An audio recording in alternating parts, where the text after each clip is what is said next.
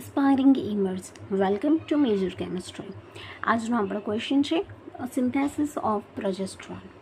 Okay, તો આપણે અહીંયા પ્રોજેસ્ટ્રોનની સિન્થેસિસ જોઈએ છીએ. Before starting I want to mention કે તમને જે સિન્થેસિસ ઓફ પ્રોજેસ્ટેરોન છે અથવા સિન્થેસિસ ઓફ ટેસ્ટોસ્ટેરોન છે એ પૂછાય છે, નો ડાઉટ. બટ એની અંદર એક કન્ડિશન છે કે એ મોસ્ટલી 3.5 માર્ક્સ માટે, એટલે કે બે સિન્થેસિસ સાથે પૂછાય એવા ક્વેશ્ચનની અંદર એ આવે છે. તો જ્યારે તમને 3.5 માટે આપ્યું હોય તો ત્યારે તમારે ફક્ત એની ડેફિનેશન લખવાની છે પહેલાં, અને ડેફિનેશન લખી અને પછી એનું મેકેનિઝમ બતાવી દેવાનું છે. એટલે બાકીનો જો આપણે ટેસ્ટોસ્ટેરોનનું સિન્થેસિસ ડિસ્કસ કરીશું તો એ ડાયરેક્ટ એવી જ રીતે ડિસ્કસ કરીશું.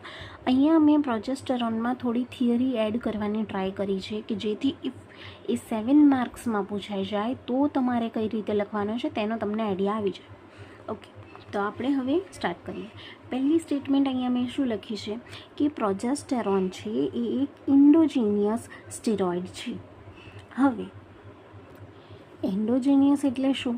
તો કે બોડીના અંદર જે સ્ટેરોઇડ સિન્થેસાઇઝ થતા હોય તેમાંથી એક સ્ટેરોઇડ છે, એનું નામ છે પ્રોજેસ્ટેરોન. પ્રોજેસ્ટેરોન છે એ એક ફિમેલ સેક્સ હોર્મોન છે જે મેન્સ્ટ્રુઅલ સાયકલ, પ્રેગ્નન્સી અને એમ્બ્રિયોજેનેસિસને મેન્ટેન કરવા માટે યુઝફુલ છે. ઓકે, આ ત્રણેય તમારે યાદ રાખવાના છે કે શેને મેન્ટેન કરવામાં, તો menstrual cycle, pregnancy and embryogenesis. Okay, એમ્બ્રિયોજેનેસિસની અંદર જે આપણી એન્ડોમેટ્રિયમની લેયર બને છે એને કઈ રીતે, કેટલી થિન હશે, એની અંદર પ્રોજેસ્ટેરોનનો એક મેઇન રોલ હોય છે. ફંક્શન શું છે? Okay, main function of progesterone. Okay, જો અહીંયા આવી ગયું ને એન્ડોમેટ્રિયમ, કે મેઇન ફંક્શન ઓફ પ્રોજેસ્ટેરોન શું છે? તો એન્ડોમેટ્રિયમની જે લાઇનિંગ છે યુટેરસની એ બનાવવા માટે કેમ બનાવવાની હોય છે એ લાઇન? તો કે જ્યારે પ્રોજેસ્ટેરોન બોડીમાં રિલીઝ થશે તો એક લાઇન પ્રિપેર થશે ફિમેલની અંદર, યુટેરસની અંદર. આ જે એક લાઇનિંગ ડેવલપ થઈ છે તેની અંદર ફર્ટિલાઇઝડ એગ રહેશે, એ ત્યાં ઇમ્પ્લાન્ટ થશે અને પછી ત્યાં જ એ ગ્રો કરશે.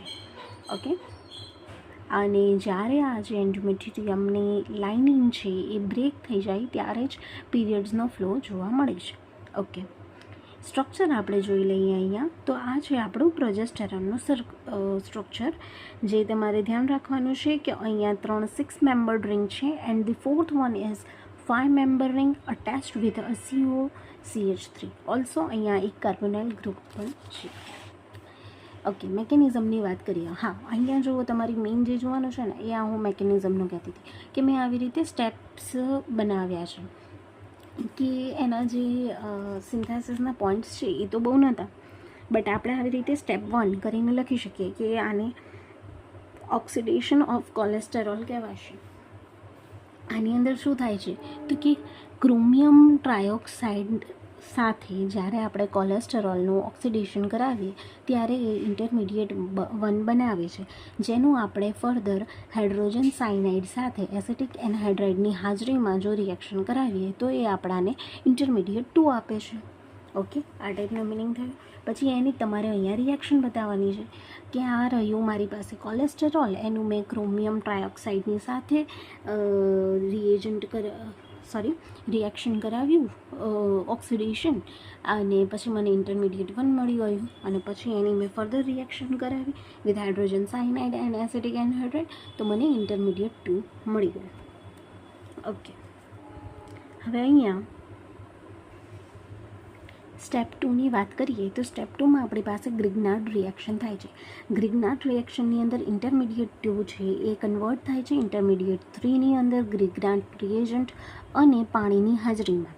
ઓકે, અહીંયા તમે જોઈ શકો છો આપણું જે ઇન્ટરમીડિયેટ 2 જે આપણે પ્રીવિયસ સ્ટેપમાં બનાવ્યું હતું એની અંદર CH3 MgBr એડ કરવામાં આવ્યું છે, અને શું રિમૂવ થાય છે? MgBrOH રિમૂવ થઈ રહ્યું છે અને H2O એડ થઈ રહ્યું છે. આપણાને અહીંયા ઇન્ટરમીડિયેટ 3 મળી જશે. તમારે અહીંયા જોવાનું છે કે એની અંદર ચેન્જ શું હતું, કે અહીંયા જે આપણી પાસે OH અને CN છે એની જગ્યાએ હવે આપણી પાસે COCH3 આવી ગયું છે, અને અહીંયા એક એસિટાઇલ ગ્રુપ છે જે આપણે પ્રીવિયસ સ્ટેપની અંદર એડ કર્યું હતું હવે નેક્સ્ટ આપણે કરવાનું શું છે કે એ એસિટાઇલને રિમૂવ કરવાનું છે, પણ એના પહેલાં આપણે હાઇડ્રોલિસિસ કરાવીશું. ઓકે, તો જ્યારે હાઇડ્રોલિસિસ કરાવીએ છીએ તો અહીંયા જે COCH3 પાસેની એક ડબલ બોન્ડ હતી એ ડબલ બોન્ડ બ્રેક થઈ જાય છે અને આપણી પાસે ઇન્ટરમીડિયેટ 4 આવે છે. તો એને સ્ટેટમેન્ટ વાઇઝ લખવું હોય તો આપણે આવી રીતે લખી શકીએ કે ઇન્ટરમીડિયેટ 4નું હાઇડ્રોલિસિસ કરાવતા એક ડબલ બોન્ડ તૂટે છે અને ઇન્ટરમીડિયેટ 4 બને છે. ઓકે, ઓપેનર ઓક્સિડેશન આપણો સ્ટેપ 4 છે, એને હેડિંગ નાખવાની છે ઓપેનર ઓક્સિડેશન. અહીંયા આપણું જે 4 છે એ પ્રોજેસ્ટરોન બનાવશે. ક્યારે? તો કે જ્યારે આપણે એનું TBUOH રિએજન્ટ વાપરીને ઓક્સિડેશન કરાવીએ છીએ ત્યારે.